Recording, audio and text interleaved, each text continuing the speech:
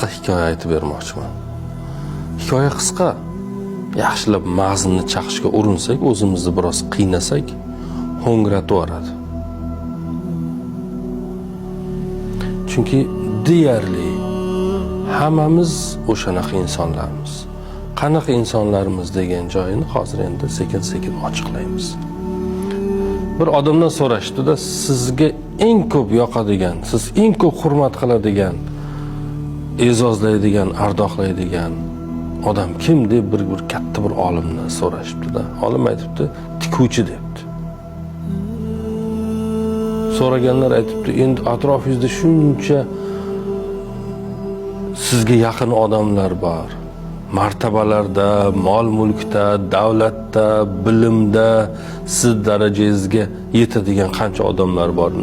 Siz bo'lsa ularning ichida birortasini tanlamasdan tikuvchini aytyapsiz. Buni bir sababi bormi desa, albatta bor debdi. Nima sababi bor?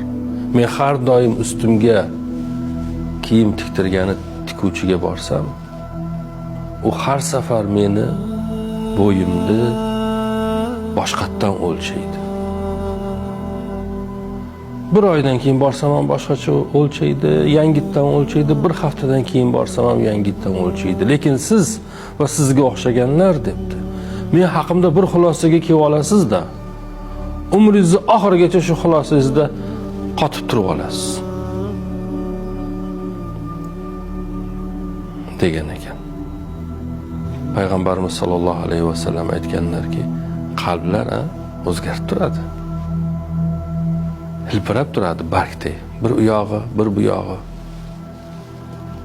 Hayot bizni qayerga boshlashini, qanday yo'llardan yurishimizni hech kim bilmaydi, hech kim.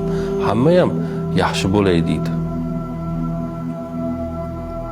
Shunaqa maqollarimiz, shunaqa qarashlarimiz bor. Maqollarimizda ham aks etganda, hozir u maqolda aytib o'tirmay, juda nima maqol. İnsanın asabiga tegadigan. Ma'nosi shuki, yoshligingda unday eding, bunday eding, falon buzuq yomon amallarni qilib yuruvdingda, ketar paytingda o'zgarib qolding degan ma'nodagida inson o'zgarishi mumkin. Inson juda yomon odam bo'lishi mumkin.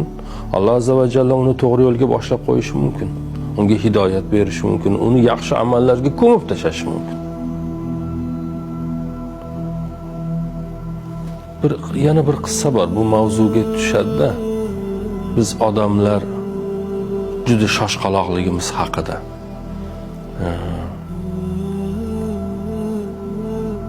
Qotib qolganmiz. İnsanlar haqida fikrlarimiz o'zgarishini istamaymiz.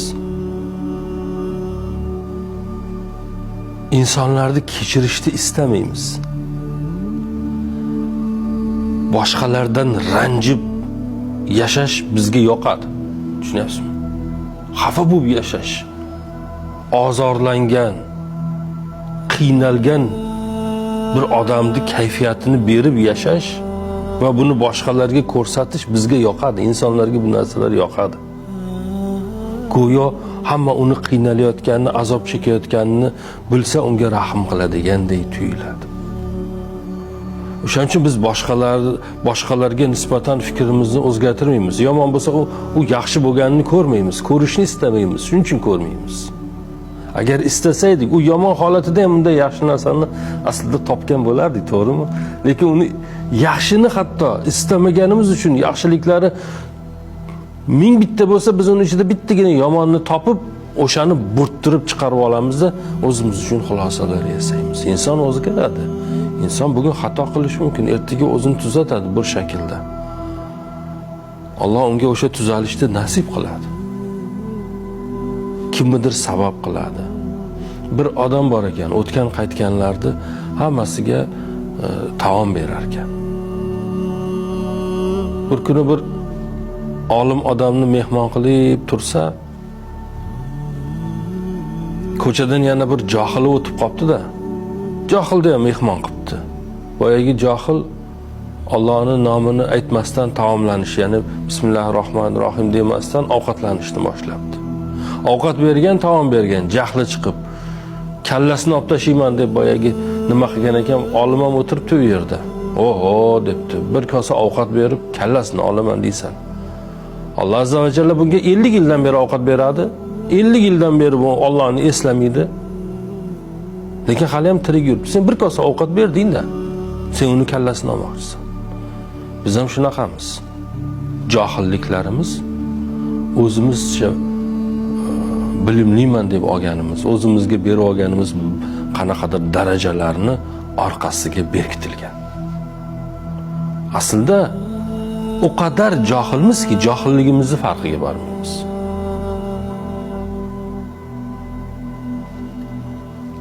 Bugungi suhbatimizga xulosa o'laroq bir hadisni bir qismini aytib bermoqchiman.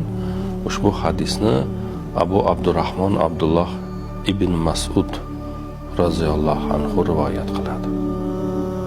Payg'ambarimiz sollallohu alayhi vasallam aytdilarki, undan o'zga hech qanday iloh yo'q bo'lgan Allohga qasamki, sizlardan biringiz jannat ahlining amallarini qilib yuradi. Hatto u bilan jannat o'rtasida bir gazgina masofa qoladi.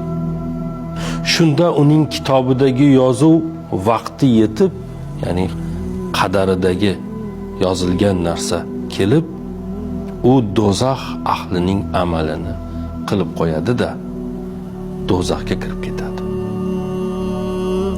Sizlarning yana birovlaringiz do'zax ahlining amallarini qilib yuradi. Hatto u bilan jahannam o'rtasida bir gazgina masofa qoladi. Shunda uning kitobidagi yozuv g'olib kelib, qadariga yozilgan narsa. U inson jannat ahli amalini qiladi-da, jannatga kirib ketadi. Buxoriy va Muslim rivoyat.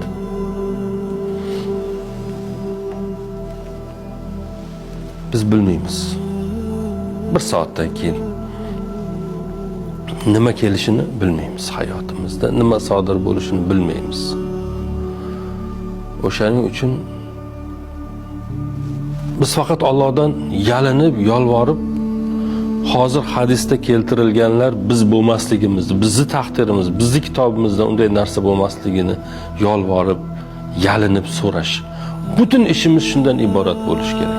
Boya bu haqida bir domlamiz bilan gaplashib o'tirganimizda domlamiz aytdilarki, shu hadisda inson qachon xotirjam bo'ladi? Ham o'ziga nisbatan, ham boshqalarga nisbatan qachon xotirjam bo'ladi? O'zini hayotidan, boshqa narsalardan, qilayotgan amallaridan qachonki jannatga birinchi qadamini qo'ysa, keyin istagancha xotirjam bo'laversa, ungacha xotirjamlik yo'q. O'zidan, hayotidan xotirjam bo'lmagan odam boshqalarning hayotini muhokama qilmaydi. Boshqalarni muhokama qilmaydi. Muhokama qilsa ham boshida aytganimiz tikuvchini tarzida qiladi. Har safar yangidan o'lchaydi. Har safar yaxshisini, o'zgarishlarini, yaxshi tomonga o'zgarishlarini ko'rish uchun qaraydi. Yomonliklarini, chirkinliklarini, xatolarini qidirish uchun.